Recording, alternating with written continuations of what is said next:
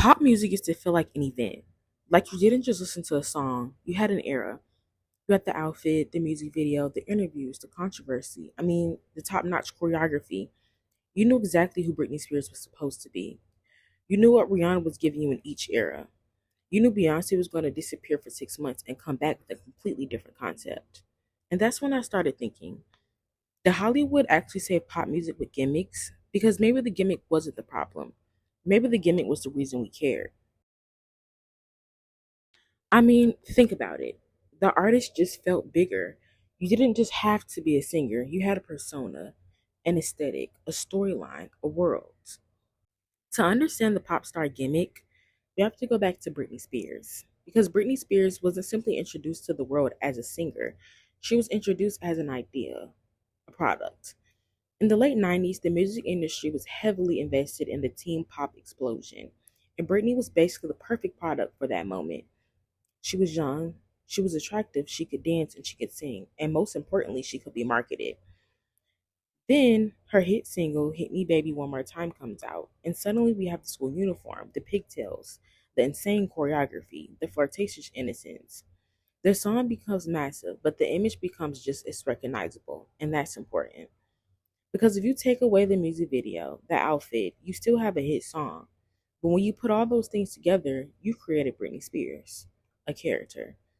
The innocent girl who was also clearly being marketed as desirable, and that contradiction became one of the defining features of her early career.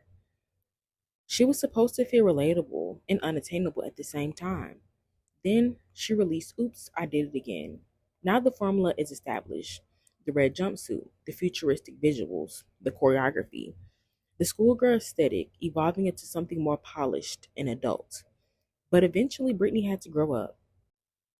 In 2001, Britney started pushing against the image that had originally made her famous. Her hit song Slave for You wasn't just another single. It was a declaration that the teenage pop princess was becoming an adult woman. The image was changing because the character was changing. And that's the thing about Britney. Hollywood didn't just sell her music, it sold us a storyline. You watched her go from an innocent teenager to an adult pop star. And unfortunately, the media became too obsessed with her personal life. Her relationships, her appearances, her breakdown, everything became entertainment. The machine that had helped build Britney's character eventually became obsessed with controlling the narrative around her. So Britney's story shows us both sides of the gimmick. It creates a superstar, a global pop star. But once the public becomes invested in the character, they can start feeling entitled to the person behind it. Rihanna, reinvention. Rihanna really said, okay, what if I change my entire personality every album? And that was her theme, reinvention. From Good Girl Bad to Rated R to Loud, Unapologetic, and Anti, we just didn't know who we were getting. Rihanna never felt completely predictable. One minute she's giving you red hair and bright colors, then she's giving you black lipstick and a darker aesthetic. Then she's wearing barely anything and acting like she owns the planet. And somehow it all worked. Because Rihanna made her unpredictability part of her brand. You weren't just waiting for another song. You were waiting to see what is Rihanna gonna do. And that's how you create an era.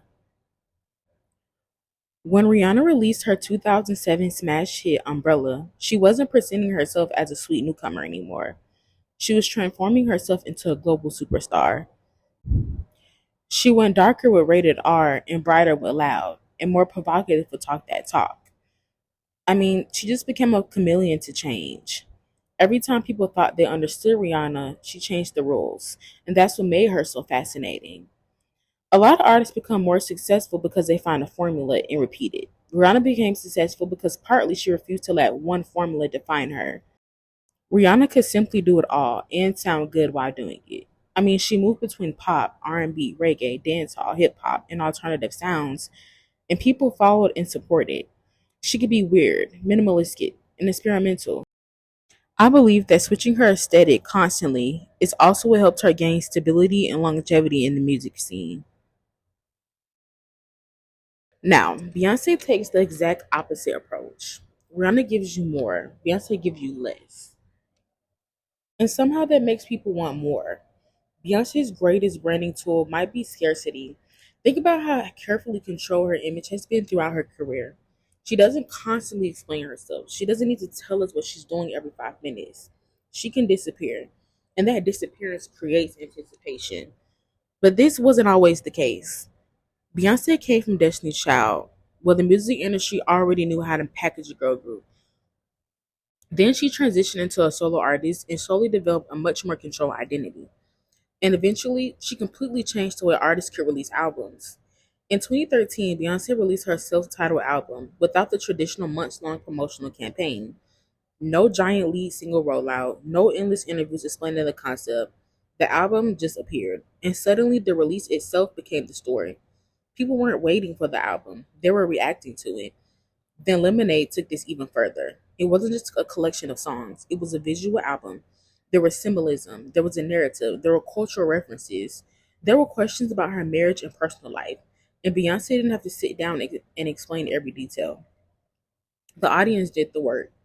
People analyzed the lyrics, the visuals, the costumes, the symbolism, the references, and that is incredibly powerful marketing. Because when the artist doesn't explain everything, the audience becomes part of the conversation. Beyonce understood that mystery can create more attention than constant exposure. And that's something the modern celebrity economy has made much harder to maintain. Because when audiences can see you every day, there's less left to discover. Lady Gaga. When the gimmick becomes the art. Lady Gaga might be the most obvious example of this entire argument.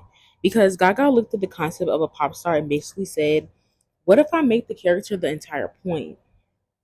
The wigs, the makeup, the outfits, the music videos, the controversy.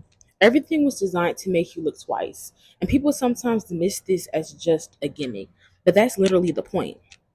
Gaga understood something incredibly important. People remember what shocks them. You might forget the 10th generic pop music video you watched that week, but you're probably going to remember Lady Gaga showing up in that meat dress. And that's because the visual became attached to the music. Nicki Minaj, building mythology. Nicki Minaj takes the idea of a pop persona in a completely different direction. I mean, I know she's a rapper, but I think she's a very great example for the concept here. She didn't just create an aesthetic, she created characters. And these weren't simply names she gave herself. They had different voices, personalities, attitudes, and purposes. Roman Zelensky is probably the clearest example. Roman was chaotic, aggressive, unfiltered, and he could switch into that persona within a song. That's very different from simply putting on a costume. She's using character as part of the actual performance. Then there's the Harajuku Barbie, the colorful wigs, the pink, the exaggerated femininity, the Barbie imagery. All of these pieces create a visual identity that was immediately associated with Nicki. And this was especially important because Nicki was entering mainstream pop culture primarily as a rapper. She had to stand out in a male dominated industry while also crossing into pop. So she made herself impossible to ignore.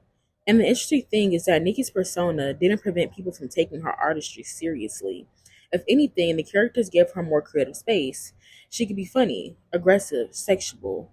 She could be vulnerable, all without having to remain inside one narrow version of herself. And that's why I would argue that Nicki didn't just create characters, she created mythology around herself.